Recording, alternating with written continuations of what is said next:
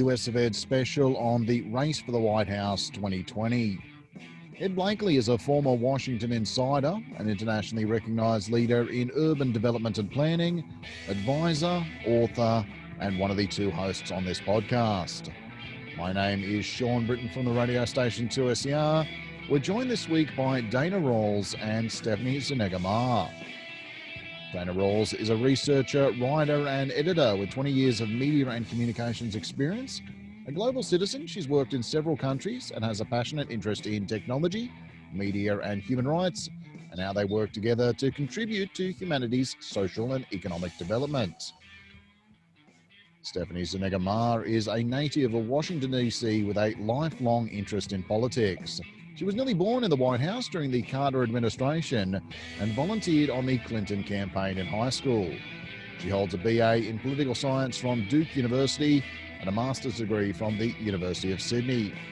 She currently resides in Sydney, Australia, and works in the talent, people and culture industry. She remains politically active as the Democrats Abroad Australia Global Black Caucus Chair.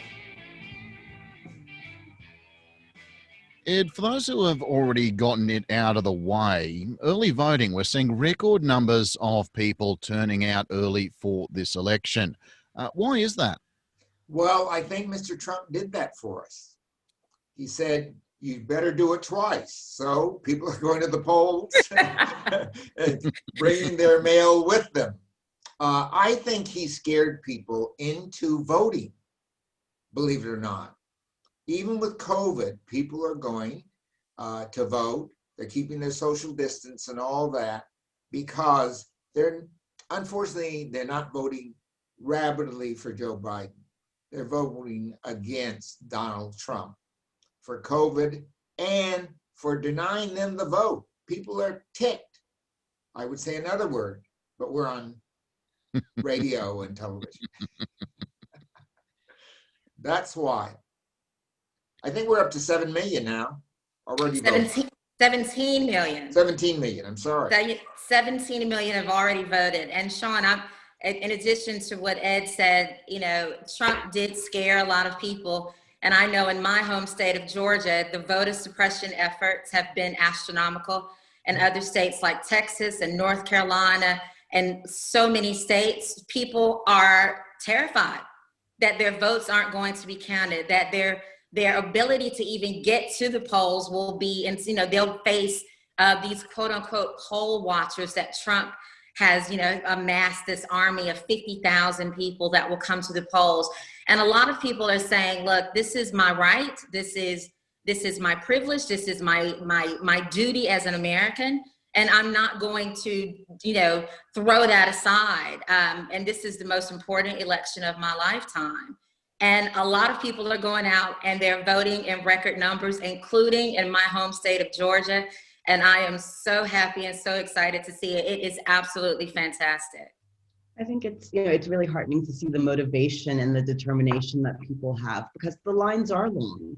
And it's not like they're just driving up, dropping off their ballot and leaving. Some of them are waiting for 6, 7, 8 hours. Exactly. And especially during a pandemic. And it just shows that when people are determined, and like Ed said, determined to vote him out, that they will go to whatever lengths they need to. And especially when people see that their rights are being taken away, is that they're even more determined. They're doubling down on that effort. And so I think that's really, really encouraging to see. Guys, if we won, we're going to have to come up with some policies. Exactly. Joe's got that covered, though. I'm honestly not worried about that at all. I got to say, I really do find it commendable, those individuals, some of them up to 11 hours in Georgia waiting to cast their ballots. I mean, as an Australian, I'm outraged if I turn up to my polling place and they don't have a sausage sizzle. I can't imagine waiting 11 hours to cast my vote in any country that can be considered a democracy. Well, considering the fact you don't have a job, 11 hours is nothing. You'd have been on the job. but they take the jobs away from us, so we might as well go to the polls. Yeah. I was going to say that would be a great entrepreneurial effort for someone, bringing democracy sausage to the people waiting in line. I think that's being done in Georgia. Exactly. Yes. So a fish fry. I mean, something. There's definitely opportunity there. But I tell you, this year has been absolutely insane in terms of the votes. Starting with the primaries. I mean, I found out personally from an investigator that my primary ballot never made it this year, despite me having mailed it several weeks in advance. So trying to be proactive, I put my general election ballot in a registered post envelope, only to have been told last week that it's been sitting in a mail warehouse in Melbourne since then, and I put it in the mail on the 18th of September. Wow. So I know. Oh, you can imagine the rage, and I was absolutely gutted when they told me that. So for the first time in my entire life, I've actually had to do the FWAB, the federal write-in absentee ballot, because I am that determined that my vote will be counted. And I know there's tens of millions of people that are standing in those lines for 10, 11 hours that are willing to do whatever it takes. They're not going to take my vote from me. That includes Australia Post. That includes the state of Georgia. I will be voting one way or the other. So Good. That motivation is definitely felt, I think, worldwide. Dana, I just wanted to reiterate one of the things you mentioned before in one of your answers there. Trump's call out to his supporters to watch polling places to make sure nothing, in his eyes, nothing dodgy is going on. It sounds to me like this is a recipe for a tragedy. No, it sounds exactly that way to me as well, Sean. There are certain tests, there are certain criteria that make people qualified to be poll watchers in every state. And I'm just guessing here, looking at the quality of the people that he has working in the highest levels of the administration. But I'm going to go out on a limb and say I'm pretty sure that most of the people that are going to be these poll watchers don't have a lot of those qualifications. I mean, it is astonishing that a presidential campaign feels that it has any legal standing whatsoever, particularly a presidential campaign, that it represents the party that has been found throughout decades to have been absolutely creative when it comes to the levels of voter suppression. And the fact that this campaign feels in any way qualified to send out poll watchers, in my opinion, for the sole purpose of intimidating people. And I'm sure that it'll be just a coincidence that they'll be focused primarily in poor neighborhoods, minority areas. I think your assessment that this is a tragedy in the making is 100% correct. And I think that is exactly what the plan is. Yeah, I want poll watchers from the United Nations. Exactly. Or from the This Carter is a crippled Center. state. Yeah, the Carter Center or some of these other organizations where they train people for years to do this and to know what they're looking for. I don't want some guy that's a Trump supporter who just has nothing else to do to go and be intimidating and standing around watching people voting. I mean, this if it's not illegal, it should be. It is. COVID-19, unforgettably, we saw Trump himself, along with a number of associates and top Republicans, contract the disease a couple of weeks ago. This sent both sides into a spin, kind of scrambling with how to best work this into a election narrative. 2 weeks out, what kind of impact is it having now? I think it's quite interesting that, from Trump's point of view, obviously he had something, but he's made this miraculous recovery and he's portraying himself as, oh, I'm strong enough, I'm this perfect physical specimen, which we all know is probably highly unlikely. So he's able to downplay the risks associated with COVID-19, and he's able to downplay the disease, which is what he's been doing over the past 12 months, really. And so you contrast that with Kamala Harris, who at the first hint that her campaign had been touched by, I think, the pilots of her charter plane, she said, right, I'm not campaigning anymore. I'm just going to take take a little pause to let everyone get tested and isolate, and to really do what I would see, and what from Australian point of view would be the right thing in terms of isolating and That's right. That yeah, is such a good point. That is such a great point, Stephanie. But you also have people like Chris Christie, who, clearly was so close to Trump that he didn't want to be seen as going against him, but who wound up in the ICU and then said, I wore a mask, I did the right things for months, I didn't do it for 4 days and almost died. So I think you really see this kind of very sharp contrast between trying to, I guess, play the party line throughout the But campaign. COVID is the number one issue. Because Absolutely. the numbers are going up in spite of what he says. Absolutely.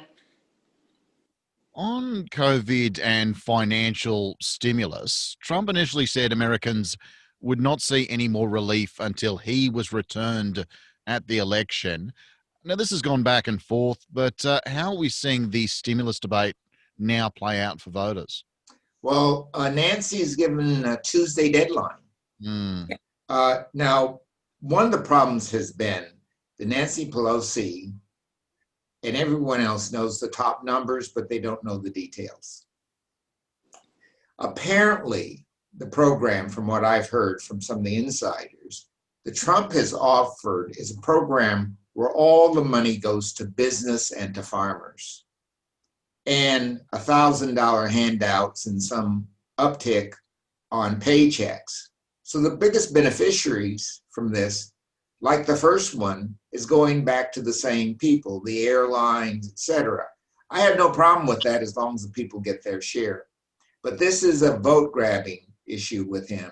He even wanted the letters all to be signed by him, going to individuals and to the farmers. This is a big deal for farmers because they're way down this year. If he can get those farmers a few $1 million, he might keep Iowa.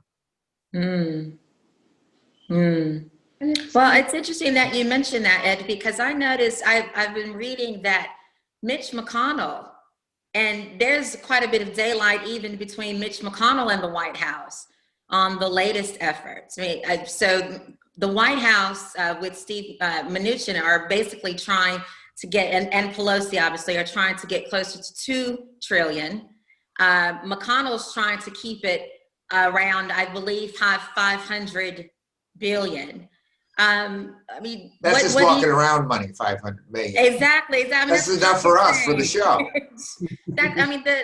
So it just kind of makes you wonder. So what do you think is going to happen? Do you think that this daylight between even the White House and Senate Republicans, this is something that's going to happen even after the election happens?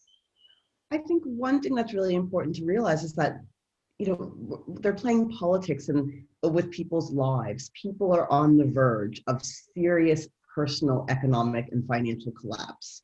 Their rents, a lot of them can't pay their rent. Including Trump supporters. Can't pay their rent. Yes, exactly. They don't have access to healthcare because their employments, they're not working, so they don't have the health coverage. So people in America, there are lots of people who are on the cliff that they are about to fall off. So whether it's Pelosi's plan or Trump's plan or whoever's plan, the U.S. is facing a serious economic issue just around the corner. Yeah, when people and to some start extent, getting interested in things. Some of the Democrats have been speaking out against Pelosi, saying give some money, any money to anybody. And I'm there too. Yeah. Let's just move on. Yeah. It's not going to change anybody's vote at this point. No, but it could save a lot of people from homelessness, coming Absolutely. and all of these other problems. I mean, when you think about children who aren't necessarily going to school, for some underprivileged children, that's where they eat. If they're meant to be homeschooling and there's no food in the house, then what? Yeah. It's a very sad situation.